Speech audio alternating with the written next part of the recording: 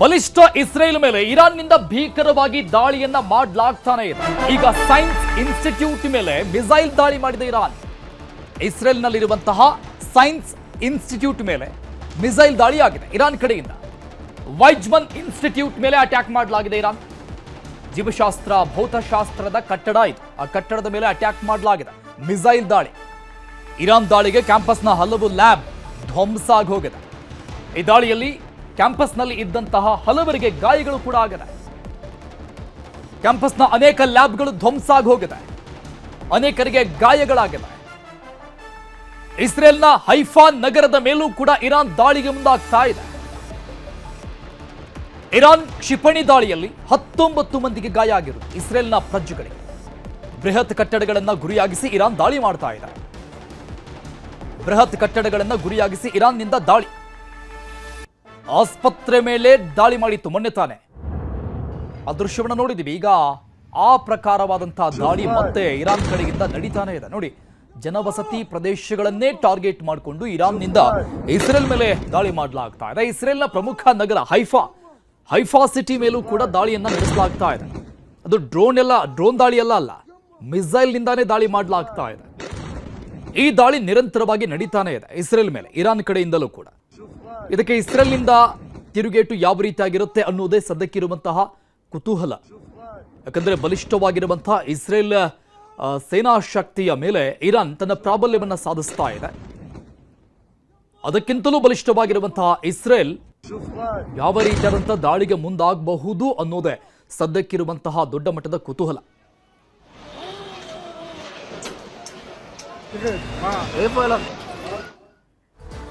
ಇರಾನ್ನಿಂದ ಅಲಿಪುರದ 16 ಜನ ವಾಪಸ್ಸಾಗಿದ್ದಾರೆ. ಚಿಕ್ಕಬಳ್ಳಾಪುರದ ಅಲಿಪುರದ ನಿವಾಸಿಗಳು ಇರಾನ್ನಲ್ಲಿ ನೆಲೆಸಿದ್ದ ಅಲಿಪುರದ ನಿವಾಸಿಗಳು 16 ಜನ ಈಗ ತಾಯ್ನಾಡಿಗೆ ವಾಪಸ್ಸಾಗಿದ್ದಾರೆ. ಚಿಕ್ಕಬಳ್ಳಾಪುರದ ಬಳಿ ಇರುವಂತಹ ಅಲಿಪುರ, ಇಲ್ಲಿನ ನಿವಾಸಿಗಳು ಇರಾನ್ನಲ್ಲಿದ್ದರು. ಇರಾನ್ನಿಂದ ಬಂದವರನ್ನ ಕಂಡು ಕುಟುಂಬಸ್ಥರು ಭಾವುಕರಾದರು. ಅಲ್ಲಿ ಯುದ್ಧದ ಪರಿಸ್ಥಿತಿ ಆ ರೀತಿಯಾಗಿದೆ. ಅಲ್ಲಿಂದ ಬದುಕು ಬಂದ್ರೇನೆ ಸಾಕಪ್ಪ ಅನ್ನುವಂತಹ ಪರಿಸ್ಥಿತಿ ನಿರ್ಮಾಣ ಆಗಿದೆ. ಕುಟುಂಬಸ್ಥರು ಭಾವುಕರಾಗಿದ್ದಾರೆ. ನಿವಾಸಿಗಳನ್ನ ಸ್ವಾಗತ ಮಾಡಿಕೊಂಡ್ರು ಶಾಸಕ ಪುಟ್ಟಸ್ವಾಮಿ ಗೌಡ. ಅವರ ಕುಟುಂಬಸ್ಥರು ಕೂಡ ಇದ್ರು ಈ ಸಂದರ್ಭದಲ್ಲಿ. 16 ಜನ ಈ ಅಲಿಪುರದ ಗ್ರಾಮಸ್ಥರು ಇರಾನ್ನಲ್ಲಿ ವಾಸ ಆಗಿದ್ರು. ಅಲ್ಲೇ ಏನೋ ಕೆಲಸಗಳನ್ನ ಮಾಡ್ಕೊಂಡಿದ್ರು. ಬಟ್ ಹೆಚ್ಚಾಗ್ತಾ ಇರುವಂತಹ ಯುದ್ಧೋನ್ಮಾದ, ಯುದ್ಧದ ಪರಿಸ್ಥಿತಿ ಅಲ್ಲಿ ಇರೋದಕ್ಕೆ ಸಾಧ್ಯ ಆಗ್ತಾ ಇಲ್ಲ.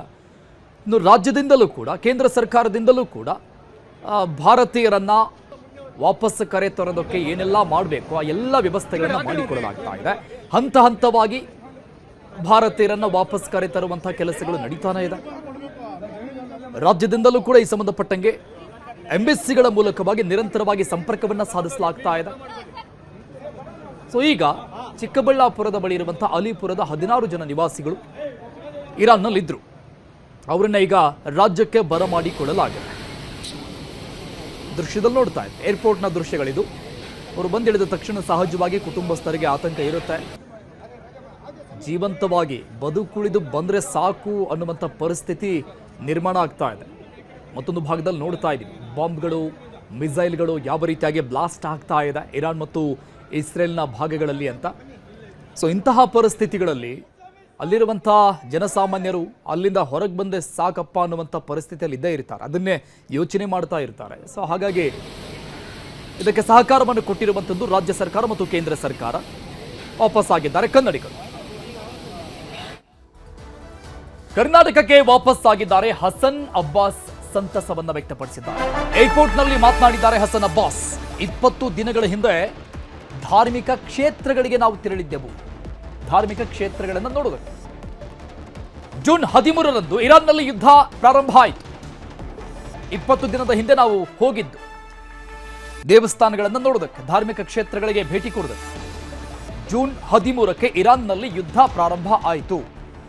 ರಾತ್ರಿ ಮಲಗಿ ಬೆಳಗ್ಗೆ ಎದ್ದು ಜಾಲತಾಣ ನೋಡಿದಾಗ ಯುದ್ಧ ಆರಂಭ ಆಗಿರೋದು ನಮಗೆ ಗೊತ್ತಾಯಿತು. 2 ದಿನ ತುಂಬಾ ಭಯ ಆಗಿತ್ತು. ಈಗ ಖುಷಿ ಆಗಿದೆ, ವಾಪಸ್ ಬಂದಿದ್ದೀವಲ್ಲ ಅಂತ ಬಹಳಷ್ಟು ಖುಷಿಯನ್ನು ವ್ಯಕ್ತಪಡಿಸಿದ್ದಾರೆ ವಾಪಸ್ ಬಂದಿರುವಂತಹ ವ್ಯಕ್ತಿ.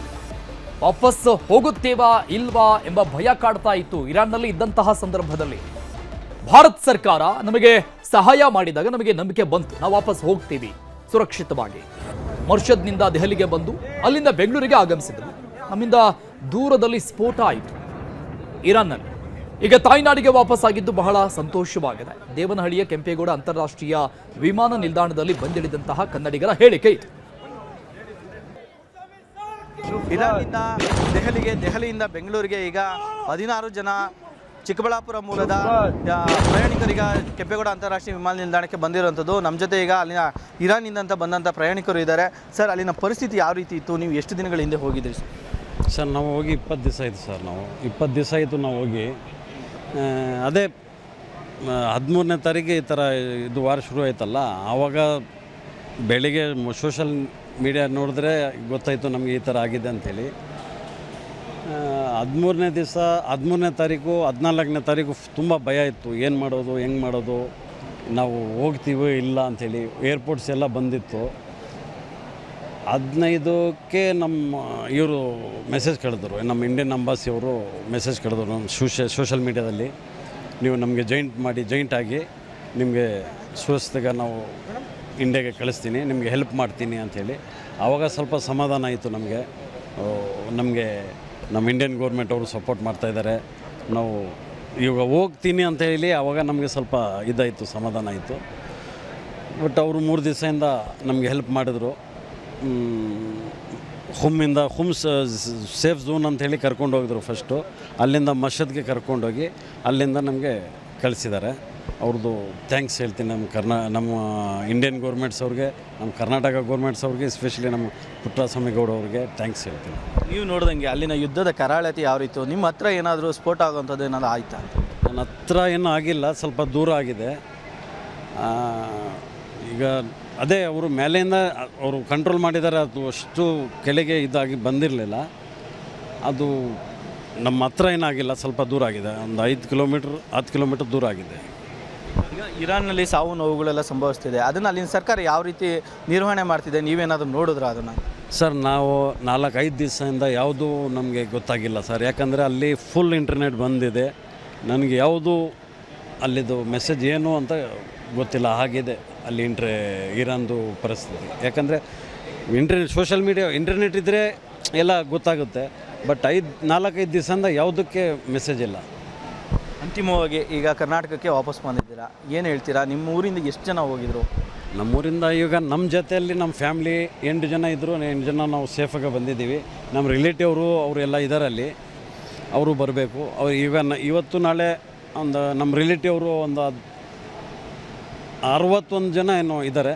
ಅವರು ಇವತ್ತು ನಾಳೆ ಬರ್ಬೋದು. ಅದು ಸಿಚುವೇಶನ್ ನೋಡ್ಬೇಕು ಹೇಗೆ ಅಂಥೇಳಿ. ಅಂಬಾಸಿಯವರು ನಮಗೆ ಹೇಳಿದ್ರು, ನೀವು ಸೇಫಾಗಿ ಹೋಗಿ, ನಾವು ಇವತ್ತು ನಾಳೆ ಕಳಿಸ್ತೀನಿ ಅಂತ ಹೇಳಿದ್ದಾರೆ. ಯಾವ ರೀತಿ ನಿರ್ವಹಣೆ ಮಾಡ್ತಾರೆ ನಿಮ್ಮ ಅಂತಿಮವಾಗಿ ಅಲ್ಲಿಂದ ಕಳಿಸ್ಕೊಡೋದಕ್ಕೆ? ಎಲ್ಲ ಸರ್ಕಾರ ಯಾವ ರೀತಿ ಸಹಾಯಕ್ಕೆ ಬಂತು? ಇಲ್ಲ, ಸರ್ಕಾರ ನಮಗೆ ಲಾಸ್ಟು 2 ದಿವಸ ನಮಗೆ ಫುಲ್ ತುಂಬ ಸಪೋರ್ಟ್ ಮಾಡಿದ್ದಾರೆ. ಅವರು ಸರ್ಕಾರದಿಂದ ನಮ್ಗೆ ಏನೇನು ಬೇಕೋ ಅದೆಲ್ಲ ಕೊಟ್ಟಿದ್ದಾರೆ. ಅವ್ರಿಗೆ ನಾವು ಥ್ಯಾಂಕ್ಸ್ ಹೇಳ್ತೀನಿ ನಮ್ಮ ಇಂಡಿಯನ್ ಗೌರ್ಮೆಂಟ್ಸ್ಗೆ.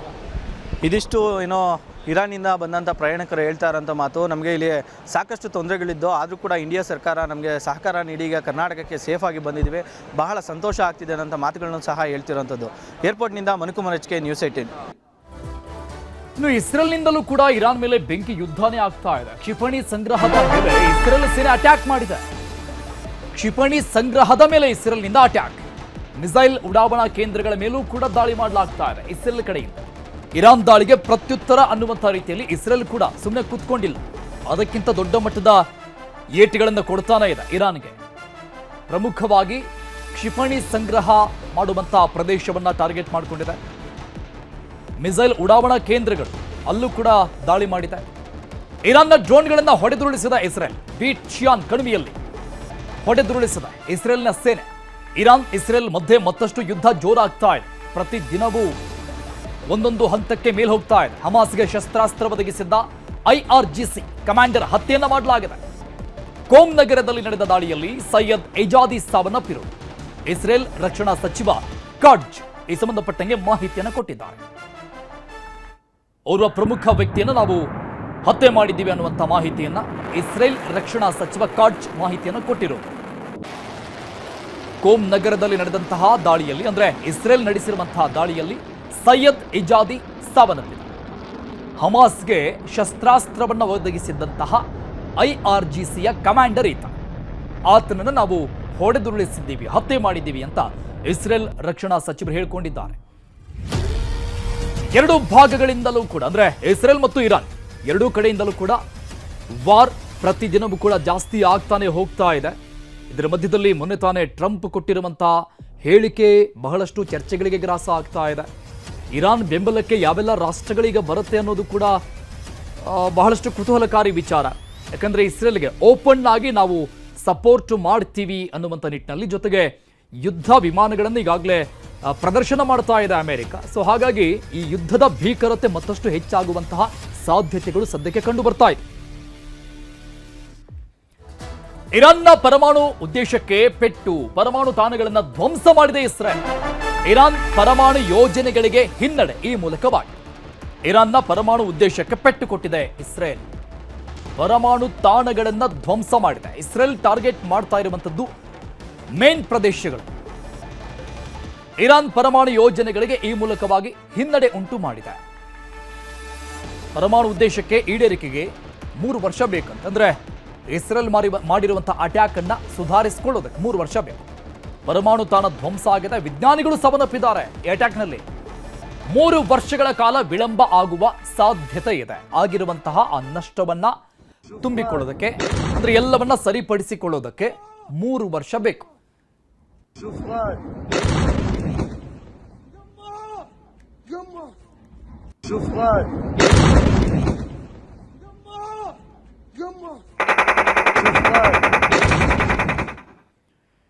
ಇನ್ನು ಇರಾನ್ನಲ್ಲಿ ಇದ್ಕೊಂಡು ಇಸ್ರೇಲ್ ಪರ ಗೂಢಾಚಾರಕ್ಕೆ, ಈ ಗೂಢಾಚಾರಕ್ಕೆ ಮಾಡ್ತಾ ಇದ್ದಂತಹ 22 ಜನ ಇಸ್ರೇಲಿಗಳ ಬಂಧನ ಮಾಡಲಾಗಿದೆ. ನೋಡಿ, ಈ 22 ಜನ ಇರಾನ್ನಲ್ಲೇ ಇದ್ರು, ಅಂದ್ರೆ ತಮ್ಮ ದೇಶ ಇಸ್ರೇಲಿಗೆ ಅವರು ಗೂಢಾಚಾರಕ್ಕೆ ಮಾಡ್ತಾ ಇದ್ರು, ಅಲ್ಲಿನ ಮಾಹಿತಿಗಳನ್ನ ಕೊಡ್ತಾ ಇದ್ರು.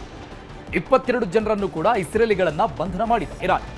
ಇರಾನ್ನ ಕೋಮ್ ಪ್ರಾಂತ್ಯದಲ್ಲಿ 22 ಜನರ ಬಂಧನ ಆಗಿದೆ. ಇರಾನ್ನಲ್ಲಿ ಯುದ್ಧದಿಂದ ಮೃತಪಟ್ಟಿದ್ದಾರೆ ಇಲ್ಲಿವರೆಗೂ 600 ಜನ.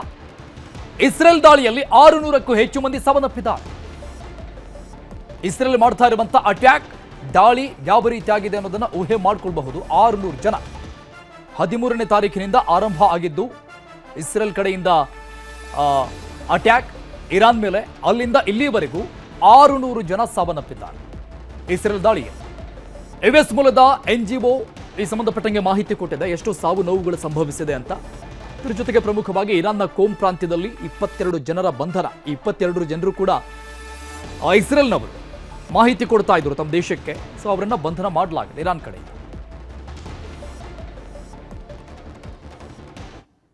ಇನ್ನು ಹೆಜ್ಬುಲ್ಲಾ ತಾಣದ ಮೇಲೆ ಇಸ್ರೇಲ್ ಸೇನೆ ಅಟ್ಯಾಕ್ ಮಾಡಿದೆ. ದಕ್ಷಿಣ ಲೆಬನಾನ್ನಲ್ಲಿರುವಂತಹ ಹೆಜ್ಬುಲ್ಲಾ ತಾಣ, ಇರಾನ್ ಜೊತೆಗೆ ಕೈ ಜೋಡಿಸದಂತೆ ಇಸ್ರೇಲ್ ಈ ಮೂಲಕವಾಗಿ, ಈ ಅಟ್ಯಾಕ್ ಮೂಲಕವಾಗಿ ಎಚ್ಚರಿಕೆ ಕೊಟ್ಟಿದೆ ಹೆಜ್ಬುಲ್ಲಾಗೆ. ಯಾವುದೇ ಕಾರಣಕ್ಕೂ ಇರಾನ್ ಜೊತೆಗೆ ಕೈ ಜೋಡಿಸಬಾರದು, ಇಸ್ರೇಲ್ನ ಖಡಕ್ ಎಚ್ಚರಿಕೆ ಹೆಜ್ಬುಲ್ಲಾಗೆ. ಮೊನ್ನೆ ಅಷ್ಟೇ ಹೆಜ್ಬುಲ್ಲಾ ಕಮಾಂಡರ್ ಹತ್ಯೆ ಮಾಡಿತ್ತು ಇಸ್ರೇಲ್. ಇರಾನ್ಗೆ ಹೆಜ್ಬುಲ್ಲಾ ಬೆಂಬಲ ಹಿನ್ನೆಲೆಯಲ್ಲಿ ಇಸ್ರೇಲ್ ದಾಳಿ ಮಾಡಿ ನಕೌರಾ ಬಳಿಯ ಹೆಜ್ಬುಲ್ಲಾ ಅಡಗು ತಾಣಗಳ ಮೇಲೆ ಅಟ್ಯಾಕ್ ಮಾಡಿದೆ ಇಸ್ರೇಲ್. ಮೇನ್ ಪಾಯಿಂಟ್ಸ್ಗಳನ್ನ ಟಾರ್ಗೆಟ್ ಮಾಡ್ತಾ ಇದೆ ಇಸ್ರೇಲ್.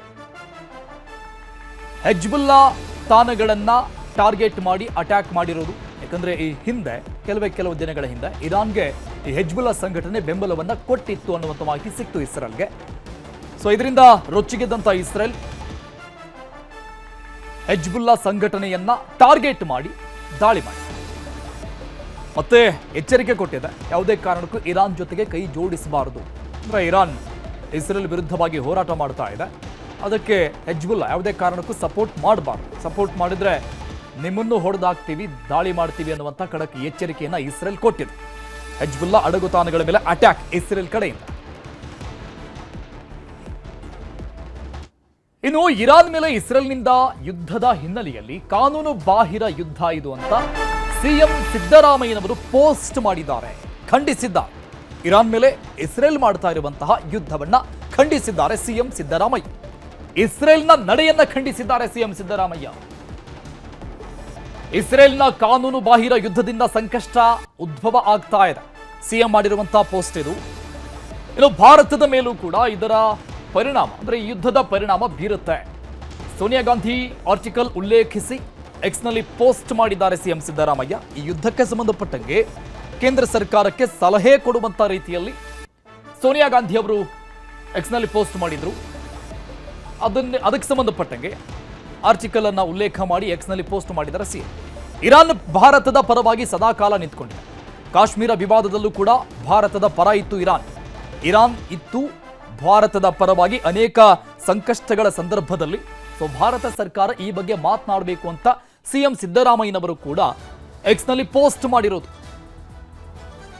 ಕಾಶ್ಮೀರ ವಿವಾದ ಇನ್ನುಳಿದಂತಹ ರಾಜತಾಂತ್ರಿಕ ವಿಚಾರಕ್ಕೆ ಸಂಬಂಧಪಟ್ಟಂಗೆ ಭಾರತದ ಪರವಾಗಿ ಇರಾನ್ ದೇಶ ನಿಂತ್ಕೊಂಡಿತ್ತು, ಎಲ್ಲ ಸಪೋರ್ಟ್ ಕೊಟ್ಟಿತ್ತು. ಸೊ ಹಾಗಾಗಿ ನಡೀತಾ ಇರುವಂತಹ ಬೆಳವಣಿಗೆ, ಯುದ್ಧದ ಬೆಳವಣಿಗೆಯಲ್ಲಿ ಭಾರತ ಸರ್ಕಾರ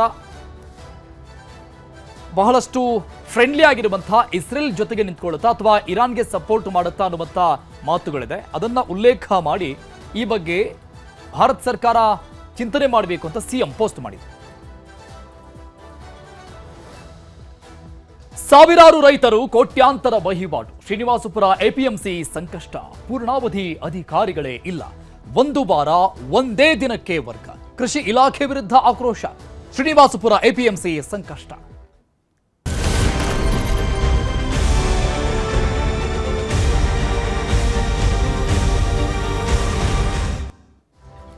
ಕೋಲಾರ ಜಿಲ್ಲೆಯ ಶ್ರೀನಿವಾಸಪುರ ಎಪಿಎಂಸಿ ಮಾರುಕಟ್ಟೆಗೆ ಸಂಕಷ್ಟ ತಲೆದೋರಿದೆ. ಏಷ್ಯಾದ ಅತಿ ದೊಡ್ಡ ಮಾವು ಮಾರುಕಟ್ಟೆ ಇದು.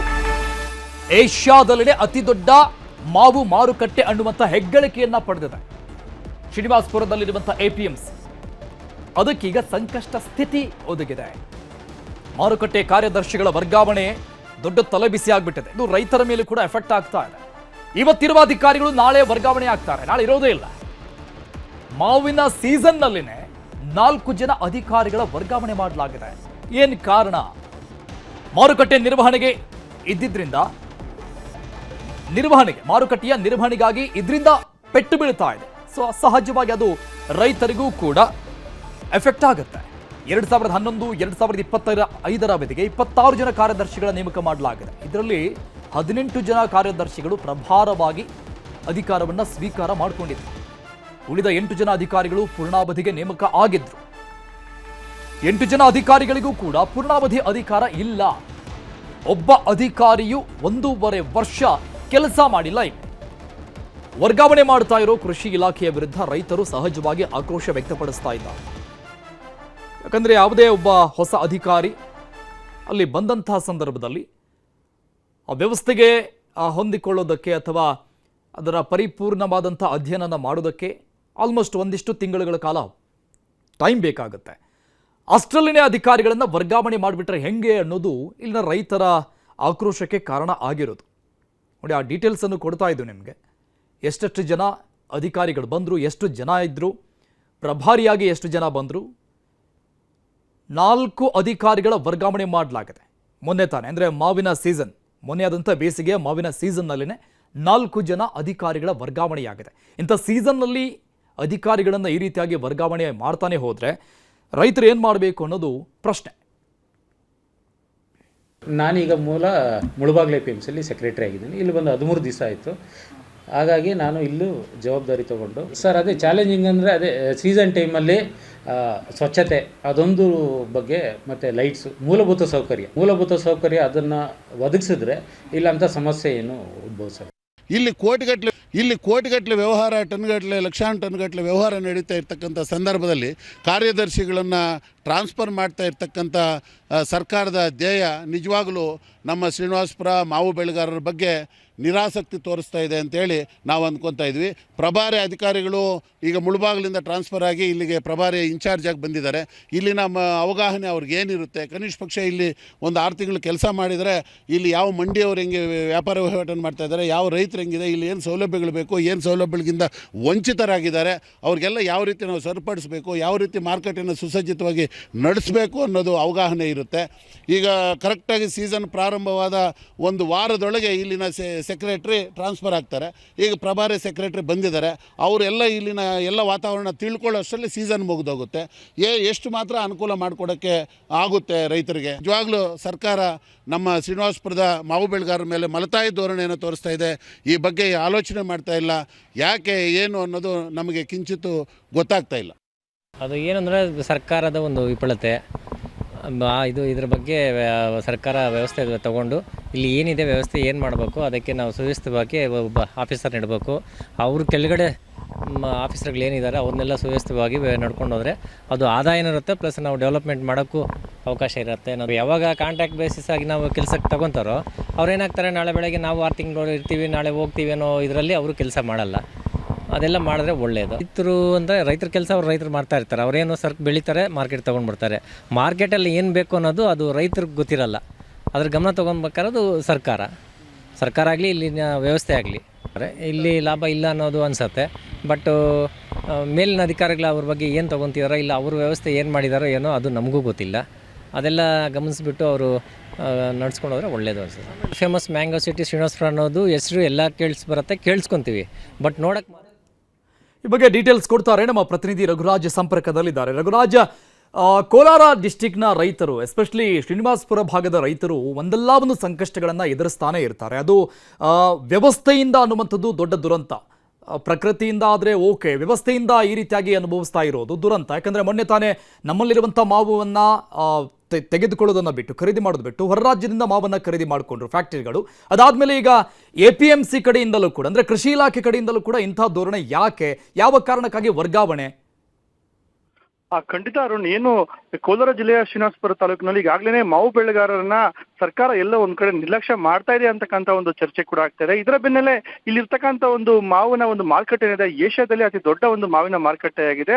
ಆದ್ರೆ ಇಂಥ ಒಂದು ಮಾರುಕಟ್ಟೆಯನ್ನೇ ಸರ್ಕಾರನೇ ಇದೀಗ ಮೂಲೆಗುಂಪು ಮಾಡ್ತಾ ಇದೆಯಾ ಅಂತಕ್ಕಂಥ ಒಂದು ಅನುಮಾನ ಕಾಡ್ತಾ ಇದೆ. ಯಾಕೆಂತ ಹೇಳಿದ್ರೆ ನಾವು ಗಮನಿಸಬಹುದು, ಸುಮಾರು 24ರಿಂದ 25 ಅಧಿಕಾರಿಗಳು 2011ರಿಂದ ಇಲ್ಲಿವರೆಗೂ ನೇಮಕ ಆಗ್ತಾರೆ. ಅದರಲ್ಲಿ ಸುಮಾರು ಏನು ಬಹುತೇಕ 80ರಷ್ಟು ಅಧಿಕಾರಿಗಳು ಪ್ರಭಾರ ಅಧಿಕಾರಿಗಳ ಆಗಿದ್ದಾರೆ. ಜೊತೆಗೆ ನೇಮಿಸಿರ್ತಕ್ಕಂಥ 8 ಪೂರ್ಣಾವಧಿ ಅಧಿಕಾರಿಗಳು ಕೇವಲ 1 ವರ್ಷ ಅವಧಿ ಪೂರ್ಣ ಮಾಡ್ಲಿಕ್ಕೂ ಮುಂಚೆನೆ ಇಲ್ಲಿಂದ ಅವರು ಎತ್ತಣಿ ಆಗ್ತಾರೆ. ಜೊತೆಗೆ ಈಗ ಮಾವಿನ ಸೀಸನ್ ಏನು ಆರಂಭವಾಗಿದೆ ಕಳೆದ 1 ತಿಂಗಳಿಂದ, ಈ ಒಂದು ತಿಂಗಳ ನಂತರದಲ್ಲಿ 3ರಿಂದ 4 ಅಧಿಕಾರಿಗಳು ಇಲ್ಲಿಂದ ಎತ್ತಂಗಡಿ ಆಗ್ತಾರೆ. ಮತ್ತೆ ಮರು ಒಂದು ಪ್ರಭಾರ ಹುದ್ದೆಗೆ ನೇಮಕ ಆಗ್ತಾರೆ. ಖಂಡಿತ ಎಲ್ಲೋ ಒಂದ್ ಕಡೆ ಅಧಿಕಾರಿಗಳು ಇಲ್ಲೇ ಇರ್ತಕ್ಕಂಥ ಅಧಿಕಾರಿಗಳಾದ್ರೆ ಇಲ್ಲಿರ್ತಕ್ಕಂಥ ಮಾವಿನ ಮಾರ್ಕೆಟ್ ಏನೆಲ್ಲ ಸಮಸ್ಯೆ ಇದೆ ಅದನ್ನ ಪರಿಹಾರ ಮಾಡಬಹುದು. ಜೊತೆಗೆ ಇಲ್ಲಿ ಸೆಸ್ ಅಮೌಂಟ್ ಕಲೆಕ್ಟ್ ಆಗುತ್ತೆ, ಆ ಅಮೌಂಟ್ ಅನ್ನು ನಿರ್ದಿಷ್ಟವಾಗಿ ಏನು ಕಲೆಕ್ಟ್ ಮಾಡ್ಬೇಕಾಗುತ್ತೆ. ಇಲ್ಲ ಅಂತ ಹೇಳಿದ್ರೆ ಖಂಡಿತ ಅದು ಕೃಷಿ ಮಾರುಕಟ್ಟೆ ಇಲಾಖೆಗೆ ಒಂದು ನಷ್ಟ ಕೂಡ ಉಂಟಾಗುತ್ತೆ. ಹಾಗಾಗಿನೇ ಮಾರುಕಟ್ಟೆ ಅಭಿವೃದ್ಧಿ ವಿಚಾರದಲ್ಲಿ ಇಲ್ಲಿರ್ತಕ್ಕಂಥ ಅಧಿಕಾರಿಗಳನ್ನ ನೇಮಕ ಮಾಡಬೇಕು. ಜೊತೆಗೆ ಏನು 9 ಹುದ್ದೆಗಳು ಇಲ್ಲಿರ್ತಕ್ಕಂಥ ಹುದ್ದೆಗಳಿದೆ, ಆ 9 ಹುದ್ದೆಗಳಲ್ಲಿ ಒಬ್ಬರೇ ಒಬ್ಬ ಅಧಿಕಾರಿ ಕೂಡ ಪೂರ್ಣಾವಧಿ ಅಧಿಕಾರಿ ಆಗಿರುತ್ತೆ. ಎಲ್ಲೂ ಕೂಡ ಪ್ರಭಾರಿ ಅಧಿಕಾರಿಗಳು, ಜೊತೆಗೆ ಏನು ಹೊರಗಡೆಯಿಂದ ಅಂದ್ರೆ ಕಾಂಟ್ರಾಕ್ಟ್ ಬೇಸ್ ಇಂದ ಬಂದಂತಹ ಅಧಿಕಾರಿಗಳಾಗಿದ್ದಾರೆ. ಹಾಗಾಗಿನೇ ಇಲ್ಲಿರ್ತಕ್ಕಂಥ ಸಮಸ್ಯೆಗಳನ್ನ ಬಗೆಹರಿಸುವ ನಿಟ್ಟಿನಲ್ಲಿ ಅಧಿಕಾರಿಗಳು ಕೂಡ ಪ್ರಾಮಾಣಿಕವಾಗಿ ಒಂದು ಪ್ರಯತ್ನವನ್ನು ಮಾಡೋದಿಲ್ಲ. ಹೇಗೋ ಅವ್ರು ಬಂದ್ರು ಮತ್ತೆ ಹೋದ್ರು ಎಂಬಂತಾಗಿದೆ ಇಲ್ಲಿನ ಒಂದು ಮಾರುಕಟ್ಟೆ ಒಂದು ಅವ್ಯವಸ್ಥೆ. ಹಾಗಾಗಿನೇ ಪೂರ್ಣಾವಧಿ ಅಧಿಕಾರಿಗಳನ್ನ ಈ ಒಂದು APMC ಮಾರುಕಟ್ಟೆಗೆ ನೇಮಕ ಮಾಡಬೇಕು ಅಂತಕ್ಕಂಥ ಒತ್ತಾಯ ಬಹಳಷ್ಟು ಒಂದು ವರ್ಷಗಳಿಂದ ಇರತಕ್ಕಂಥದ್ದು. ಅರುಣ್, ಥ್ಯಾಂಕ್ ಯು ರಘುರಾಜ್ ಡೀಟೇಲ್ಸ್ಗೆ. ಸಾಲ ವಸೂಲಿಗಾಗಿ 7 ವರ್ಷದ ಬಾಲಕಿಯನ್ನ ಕರೆದೊಯ್ದ ಪ್ರಕರಣಕ್ಕೆ ಸಂಬಂಧಪಟ್ಟಂಗೆ ನ್ಯೂಸ್ 18 ವರದಿ ಬಳಿಕ ಆ ಆರೋಪಿ ವಿರುದ್ಧ FIR ದಾಖಲು ಮಾಡಲಾಗಿದೆ. ಈ ಪ್ರಕರಣಕ್ಕೆ ಸಂಬಂಧಪಟ್ಟಂಗೆ ನಿನ್ನೆಯಷ್ಟೇ ಸವಿಸ್ತಾರವಾಗಿ ಸುದ್ದಿ ಪ್ರಸಾರ ಮಾಡಿತ್ತು ನ್ಯೂಸ್ 18 ಕನ್ನಡ. ಈ ವರದಿ ನಂತರದಲ್ಲಿ FIR ದಾಖಲಾಗಿದೆ ಆರೋಪಿ ವಿರುದ್ಧ. ಆ ಮೈಕ್ರೋ ಫೈನಾನ್ಸ್ ಸಿಬ್ಬಂದಿ ವಿರುದ್ಧ FIR. ಮೈಸೂರಿನ ಟಿ ನರಸೀಪುರ ಶಾಖೆಯಿಂದ ವಸೂಲಿ ಟಾರ್ಚರ್. ಮಂಡ್ಯ ಜಿಲ್ಲೆ ಮಳವಳ್ಳಿಯ ಬೆಳಕವಾಡಿ ಠಾಣೆಯಲ್ಲಿ FIR ದಾಖಲಾಗಿದೆ. ಈಗ ನಿರಂತರವಾಗಿ ಟಾರ್ಚರ್ ಕೊಡ್ತಾ ಇದ್ರು. ತಂದೆ ತಾಯಿ ಮನೆಯಲ್ಲಿ ಇಲ್ಲದಂತಹ ಸಂದರ್ಭದಲ್ಲಿ ಆ ಬಾಲಕಿಯನ್ನ ಎಳೆದುಕೊಂಡು ಹೋಗಿದ್ರು, ಹಿಂಸೆ ಕೊಟ್ಟಿದ್ರು. ಮೈಕ್ರೋ ಫೈನಾನ್ಸ್ ಪ್ರಿವೆನ್ಷನ್ ಆಕ್ಟ್ ಅಡಿಯಲ್ಲಿ ಪ್ರಕರಣ ದಾಖಲಾಗಿದೆ. ಈಗ ಸಾಲ ವಸೂಲಾತಿಗೆ 7 ವರ್ಷದ ಬಾಲಕಿಯನ್ನ ಕರೆದುಕೊಂಡು ಹೋಗಿದ್ದಂಗೆ ಆ ಬಾಲಕಿಗೆ ಹೊಡೆದು ಎಳೆದಾಡಿ ಕರ್ಕೊಂಡು ಹೋಗಿದ್ದು, ಹಿಂಸೆ ಕೊಟ್ಟು. ಟಿ ನರಸೀಪುರ ಶಾಖೆಯ ಫೈನಾನ್ಸ್ ಸಿಬ್ಬಂದಿ ಆಗಿದ್ದಂತಹ ಅಜಿತ್, ಈತನ ವಿರುದ್ಧ FIR ದಾಖಲಾಗಿದೆ. ಬಾಲಕಿ ತಂದೆ ನವೀನ್ ಕೊಟ್ಟಂತಹ ದೂರು, ಆ ದೂರನ್ನು ಆಧರಿಸಿ ತನಿಖೆ ಮಾಡಲಾಗ್ತಾ ಇದೆ. ಇದು ನ್ಯೂಸ್ 18 ವರದಿಯ ಬಿಗ್ ಇಂಪ್ಯಾಕ್ಟ್ ಬಗ್ಗೆ ಇನ್ನಷ್ಟು ಡೀಟೇಲ್ಸ್ ಕೊಡ್ತಾರೆ ನಮ್ಮ ಪ್ರತಿನಿಧಿ ಸುನಿಲ್ ಸಂಪರ್ಕದಲ್ಲಿದ್ದಾರೆ. ಸುನಿಲ್, ರಾಜ್ಯ ಸರ್ಕಾರ ಸುಗ್ರೀವಾಜ್ಞೆ ತಂದ ನಂತರದಲ್ಲೂ ಕೂಡ ಈ ಮೈಕ್ರೋ ಫೈನಾನ್ಸ್ಗಳ ಕಿರಿಕಿರಿ ಉಪ್ಪಟಳ ಯಾವುದು ನಿಂತ್ಕೊಂಡಿಲ್ಲ. ನೀವ್ಯಾರು ನಮಗೆ ಹೇಳೋಕೆ ಅನ್ನುವಂಥ ರೀತಿಯಲ್ಲಿದೆ ಇವರ ವರ್ತನೆ. ಕೊನೆಗೂ ಕೂಡ ನಮ್ಮ ವರದಿ ನಂತರದಲ್ಲಿ ಇವನ ವಿರುದ್ಧ FIR ಆಗಿರುವಂಥದ್ದು ಒಂದು ಖುಷಿ ವಿಚಾರ. ಹೇಗೆ ನಡೀತಾ ಇದೆ ತನಿಖೆ? ಖಂಡಿತ ಅರುಣ್, ಏನು ಆ ಬಾಲಕಿಯ ತಂದೆ ಚೇತನ್ ಏನಿದ್ದಾರೆ ಅವರ ದೂರಿನ ಆಧಾರದ ಮೇಲೆ ಮಂಡ್ಯದ ಬೆಳಕವಾಡಿ ಪೊಲೀಸ್ ಠಾಣೆಯಲ್ಲಿ ಪ್ರಕರಣ ದಾಖಲಾಗಿರುವಂತದ್ದು. ಮಂಡ್ಯದ ಬೆಳಕವಾಡಿ ಠಾಣೆಯ ಪೊಲೀಸರು ಪ್ರಕರಣವನ್ನ ದಾಖಲು ಮಾಡಿಕೊಂಡು ಈ ಪ್ರಕರಣದ ಬಗ್ಗೆ ತನಿಖೆಯನ್ನ ನಡೆಸ್ತಾ ಇದ್ದಾರೆ. ಅಂದ್ರೆ ಬಜಾಜ್ ಫೈನಾನ್ಸ್ ಟಿ ನರಸೀಪುರ ಶಾಖೆಯ ಬಜಾಜ್ ಫೈನಾನ್ಸ್ ನ ಸಿಬ್ಬಂದಿ ಅಜಿತ್ ಏನಿದ್ದಾನೆ, ಈತನ ವಿರುದ್ಧ ಈಗ ಪ್ರಕರಣ ದಾಖಲಾಗಿರುವಂತದ್ದು. ಆ ಶಾಖೆಯ ಮ್ಯಾನೇಜರ್ ವಿರುದ್ಧ ಕೂಡ ಪ್ರಕರಣ ದಾಖಲಾಗಿರುವಂತದ್ದು. ಅಂದ್ರೆ 16ನೇ ತಾರೀಕು ಬಾಲಕಿಯನ್ನ ಏನು ಕರೆದುಕೊಂಡು ಹೋಗಿ ಕುಟುಂಬಸ್ಥರನ್ನ ತೋರಿಸುವಂತ ನೆಪದಲ್ಲಿ ಜೊತೆನಲ್ಲಿ ಕರ್ಕೊಂಡು ಹೋಗುವಂತ ಸಂದರ್ಭದಲ್ಲಿ ಅವಾಚ್ಯ ಶಬ್ದಗಳನ್ನ ಬಳಸಿದ್ರು, ಬಾಲಕಿಯ ಮೇಲೆ ಹಲ್ಲೆ ನಡೆಸಿದ್ರು ಅನ್ನುವಂತ ಕಾರಣಕ್ಕೆ ಸಾಕಷ್ಟು ಆಕ್ರೋಶಗಳು ವ್ಯಕ್ತವಾಗಿತ್ತು. ಈ ನಿಟ್ಟಿನಲ್ಲಿ ಏನು ನ್ಯೂಸ್ 18 ಕೂಡ ಸುದ್ದಿಯನ್ನ ಬಿತ್ತರ ಮಾಡಿತ್ತು. ಹೀಗಾಗಿ ಈ ಒಂದು ಸುದ್ದಿ ಬಿತ್ತರ ಆದ ಹಿನ್ನೆಲೆಯಲ್ಲಿ ಈಗ ದೂರು ತೆಗೆದುಕೊಂಡಿರುವಂತದ್ದು ಪೊಲೀಸರು, ಪ್ರಕರಣ ಕೂಡ ದಾಖಲಾಗಿರುವಂತದ್ದು. ಇದ್ರ ಬಗ್ಗೆ ತನಿಖೆಯನ್ನ ನಡೆಸಿ ಸೂಕ್ತವಾದಂತ ಕ್ರಮ, ಅಂದ್ರೆ ಆರೋಪಿ ಅಜಿತ್ ಏನಿದ್ದಾನೆ ಆತನ ವಿರುದ್ಧ ಕ್ರಮವನ್ನ ತೆಗೆದುಕೊಳ್ತೀವಿ ಅಂತ ಪೊಲೀಸರು ಹೇಳ್ತಾ ಇರುವಂತದ್ದು. Arun, thank you Sunil details. ಹಣ ನೀಡಿದವರಿಗಷ್ಟೇ ವಸತಿ ಎಂಬ ತಮ್ಮ ಹೇಳಿಕೆಗೆ ಬಿ.ಆರ್. ಪಾಟೀಲ್ ಪ್ರತಿಕ್ರಿಯೆ ಕೊಟ್ಟಿದ್ದಾರೆ, ರಿಯಾಕ್ಷನ್ ಕೊಟ್ಟಿದ್ದಾರೆ. ಏನ್ ಹೇಳಬೇಕು ಹೇಳಿದ್ದೇನೆ, ಆ ನಿರ್ಧಾರ ಸಿಎಂಗೆ ಬಿಟ್ಟಿದ್ದು ಅಂತ ಮಾತನಾಡಿದ್ದಾರೆ. ಮತ್ತಂದ್ರೆ ಕೊಟ್ಟಂತ ಹೇಳಿಕೆಯನ್ನ ಸಮರ್ಥನೆ ಮಾಡಿಕೊಂಡಿದ್ದಾರೆ ಬಿ.ಆರ್. ಪಾಟೀಲ್, ಆಳಂದ ಶಾಸಕ. ತಮ್ಮ ಮೊದಲ ಹೇಳಿಕೆಗೆ ಮತ್ತೆ ರಿಯಾಕ್ಷನ್ ಕೊಟ್ಟಿದ್ದಾರೆ. ನಾನು ಏನ್ ಹೇಳಬೇಕಾಗಿತ್ತು ಅದನ್ನು ಹೇಳಿದ್ದೇನೆ, ನಿರ್ಧಾರ ಸಿಎಂಗೆ ಬಿಟ್ಟಿದ್ದು ಅಂತ ಹೇಳಿದ್ದಾರೆ. ಮುಖ್ಯಮಂತ್ರಿಗಳು ಏನ್ ಮಾಡ್ತಾರೆ ಗೊತ್ತಿಲ್ಲ, ಎಲ್ಲ ಸರ್ಕಾರಗಳಲ್ಲೂ ಕೂಡ ಭ್ರಷ್ಟಾಚಾರ ನಡೆದಿದೆ, ನಾವು ಜನಪರ ಆಡಳಿತ ಕೊಡ್ತೀವಿ ಅಂತ ಹೇಳಿದ್ದೆ, ಆದ್ರೆ ಕೆಲವೆಡೆ ದುಡ್ಡು ಕೊಟ್ಟು ಕೆಲಸ ಮಾಡಿಸಿಕೊಂಡಿದ್ದಾರೆ ಅಂತ ಮತ್ತೆ ಗಂಭೀರವಾಗಿ ಆರೋಪ ಮಾಡಿದ್ದಾರೆ ತಮ್ಮದೇ ಸರ್ಕಾರದ ವಿರುದ್ಧ. ನಾನು ಇದ್ರ ಬಗ್ಗೆ ಹೆಚ್ಚಿನ ಪ್ರತಿಕ್ರಿಯೆ ಕೊಡಕ್ಕೆ ಹೋಗಲ್ಲ. ಮನೆ ಮುಖ್ಯಮಂತ್ರಿಗಳು ಕರೆದ್ರೆ ಹೋಗಿ ಮಾತಾಡ್ತೀನಿ. ನಾನು ಏನು ಹೇಳಿದ್ದು ಸತ್ಯ ಹೇಳಿದ್ದೀನಿ, ನಾನೇ ಮಾತಾಡೋದು, ನನ್ನ ಧ್ವನಿನೇ ಅದು. ಸರ್, ಈಗ ಅಲ್ಲಿ ಲಂಚ ತಗೊಂಡು ಕೊಡ್ತಿದಾರಾ ಅಥವಾ ನಿಮ್ಮ ಶಿಫಾರಸು ಪತ್ರಗಳನ್ನ ನನ್ನ ಶಿಫಾರಸು ಪತ್ರಗಳನ್ನು ಪರಿಗಣನೆ ತಗೊಂಡಿಲ್ಲ. ಯಾರು ನಮ್ಮ ಪತ್ರವನ್ನು ಪಂಚಾಯತ್ ಚೇರ್ಮನ್ ಓದಿದ್ದಾರೆ ಅದು ಆಗಿದೆ. ಅಂದರೆ ನನ್ನಕ್ಕಿಂತನೂ ನಮ್ಮ ಪಂಚಾಯತ್ ಚೇರ್ಮನ್ರೇ ಭಾಳ ಬಲಿಷ್ಠರು. ಆ ಥರದ ಪರಿಸ್ಥಿತಿ ಕಾಂಗ್ರೆಸ್ ಎಲ್ಲಿದೆ ಗೊತ್ತಿಲ್ಲ. ಎಷ್ಟು ಮನೆಗಳು ಕೇಳಿದ್ರಿ ಸರ್? ನಾನು 2000 ಮನೆ ಕೇಳಿದ್ದೆ ಮುಂಚೆ. ಅವರಿಗೆ 1950 ಮನೆ ಆಗಿದೆ. ಇದು ನನ್ನ ಕ್ಷೇತ್ರದಲ್ಲಿ ಅಲ್ರಿ, ಬಹುತೇಕ ಎಲ್ಲ ಕಡೆ ನಡೆದಿದೆ ಇದು. ಬರ್ರಿ, ಜಮೀರ್ ಅವರು ಹೇಳ್ತಾರೆ ನನಗೆ ಗೊತ್ತೇ ಇಲ್ಲ, ಇದು ಗ್ರಾಮ ಪಂಚಾಯತಿ ಮಟ್ಟದಲ್ಲಿ ಆಗಿದೆ. ಆಯ್ತು, ತನಿಖೆ ಮಾಡಿಸ್ಲಿ. ಸಿಎಂ ನಾನಾಗಿ ಹೋಗಿ ಭೇಟಿ ಮಾಡಲ್ಲ, ಅವ್ರು ಕರೆದ್ರೆ ಹೋಗ್ತೀನಿ, ಹೇಳ್ತೀನಿ. ನಾನು ಯಾಕೆ ಹೈಕಮಾಂಡ್ ತರಲ್ರಿ? ನಾನು ಹೊಟ್ಟೆ ಕಡಿತು, ನಾನು ಔಷಧ ತೊಗೊಂಡಿನಿ.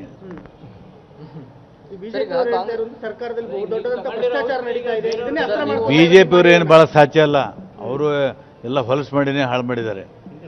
ಬಟ್ ಸರ್, ಈಗ ಕಾಂಗ್ರೆಸ್ ಅಧಿಕಾರಕ್ಕೆ ಬರುವಾಗ ನಾವು ಒಳ್ಳೆ ಆಡಳಿತ ಕೊಡ್ತೀವಿ ಅಂತ ಬಂತು, ಆದ್ರೆ ಈಗ ನೋಡಿದ್ರೆ ಬಡವರ ಮನೆ ಅದು. ಇವತ್ತು ಕೂಡ ಸಿದ್ದರಾಮಯ್ಯ ನೇತೃತ್ವದಲ್ಲಿ ಒಳ್ಳೆ ಆಡಳಿತ ಕೊಡುವಂತ ಪ್ರಯತ್ನ ನಡೆದಿದೆ. ಬಿ.ಆರ್. ಪಾಟೀಲ್ ಅವರ ಈ ಆರೋಪಕ್ಕೆ ಸಂಬಂಧಪಟ್ಟಂಗೆ ಸಿಎಂ ಕ್ರಮ ತೆಗೆದುಕೊಳ್ತಾರೆ. ಬಿ.ಆರ್. ಪಾಟೀಲ್ ಹೇಳಿಕೆಯನ್ನು ನಾನು ಒಪ್ಪೋದಿಲ್ಲ ಅಂತ ಬೆಂಗಳೂರಲ್ಲಿ ಡಿಸಿಎಂ ಡಿ.ಕೆ. ಶಿವಕುಮಾರ್ ರಿಯಾಕ್ಷನ್ ಕೊಟ್ಟಿದ್ದಾರೆ. ನಾನು ಒಪ್ಪೋದಿಲ್ಲ, ಅದ್ರ ಬಗ್ಗೆ ಏನು ಕ್ರಮ ಆಗುತ್ತೋ ಅದನ್ನ ಸಿಎಂ ತೆಗೆದುಕೊಳ್ತಾರೆ ಅಂತ ಹೇಳಿದ್ದಾರೆ ಡಿ.ಕೆ. ಶಿವಕುಮಾರ್. ಯಾವ ಉದ್ದೇಶದಿಂದ ಮಾತನಾಡಿದ್ದಾರೆ ನಮಗೆ ಗೊತ್ತಿಲ್ಲ ಅಂತ ಡಿಸಿಎಂ ಡಿ.ಕೆ. ಶಿವಕುಮಾರ್ ಹೇಳಿದ್ದಾರೆ. ಟೋಟಲ್ ಆಗಿ ಶಾಸಕ ಬಿ.ಆರ್. ಪಾಟೀಲ್ ಮಾಡಿರುವಂತಹ ಗಂಭೀರ ಆರೋಪವನ್ನು ತಳ್ಳಿ ಹಾಕಿದ್ದಾರೆ. ನಾನು ಒಪ್ಪೋದಿಲ್ಲ ಅಂತ. ನಾನು ಯಾವ ಕಾರಣಕ್ಕೂ ಒಪ್ಪುದಿಲ್ಲ. ಅವರ ಮಾತನಾಡಿದ್ದಾರೆ ಸರ್ ಆಡಿಯೋದಲ್ಲಿ. ಅವರು ಮಾತಾಡೋದು ಏನು ಮಾತಾಡಿದ್ದಾರೆ ಅನ್ನೋದು ನನಗಿನ್ನ ಅರ್ಥ ಆಗಿಲ್ಲ. ಚೀಫ್ ಮಿನಿಸ್ಟ್ರು ಗಮನಕ್ಕೆ ಅದಾಗಲೇ ಬಂದಿದೆ. ಚೀಫ್ ಮಿನಿಸ್ಟರ್ ಅದಕ್ಕೆ ಏನು ಬೇಕು ಕ್ರಮ ತೆಗೆದುಕೊಂಡು ಮಾಡ್ತೀವಿ. ಟ್ರಾನ್ಸ್ಪರೆಂಟ್ ಆಗಿ ನಡೆಯುವಂಥ ಸಂದರ್ಭದಲ್ಲಿ ಒಬ್ಬ ಫಲಾನುಭವಿ ಎಲ್ಲಿ ಯಾರು ದುಡ್ಡು ಕೊಡೋಕ್ಕೆ ಸಾಧ್ಯ? ಡಿಸಿಷನ್ ಯಾರು ತಗೊಳ್ಳೋರು? ಪಂಚಾಯತಿಯವ್ರು ತಗೊಳ್ತಾರೆ, ಲೋಕಲ್ ಬಾಡೀಸ್ ಅವ್ರು ತಗೊಳ್ತಾರೆ. ಯಾವ ಸರ್ಕಾರದ ಮಂತ್ರಿ ಹತ್ರಕ್ಕೆ ಈ 1.5 ಲಕ್ಷ ಕೊಡುವಂತ ಇದಕ್ಕೆ ಹಣಕ್ಕೆ ಎಲ್ಲಾಗ್ತದೆ? ಯಾವ ಉದ್ದೇಶದಿಂದ ಮಾತಾಡಿದ್ದಾರೋ ಅದು ಸರಿ ಇಲ್ಲ, ನಾನು ಖಂಡಿಸ್ತೀನಿ. ನಾನು ಚೀಫ್ ಮಿನಿಸ್ಟರ್ ಇಬ್ಬರು ಕೂಡ ಬೇರೆ ಎಲ್ಲ ಕೂಡ ನಾವು ಅವ್ರಿಗೆ ಹೇಳ್ತೀವಿ, ಇದು ಯಾವ ಅರ್ಥದಲ್ಲಿ ನೀವು ಹೇಳಿದಿರೋ ಸರಿ ಇಲ್ಲ. ದೇರ್ ಇಸ್ ನೋ ಅಂತ ವಿಚಾರ ಯಾವ ಕಾರಣ. ಈಗ ಕಾಫ್ಸಿಲ್ಸ್ ಅರ್ಪಿಸುವ ಈ ಹೊತ್ತಿನ ವೆದರ್ ರಿಪೋರ್ಟ್ ನೋಡೋಣ.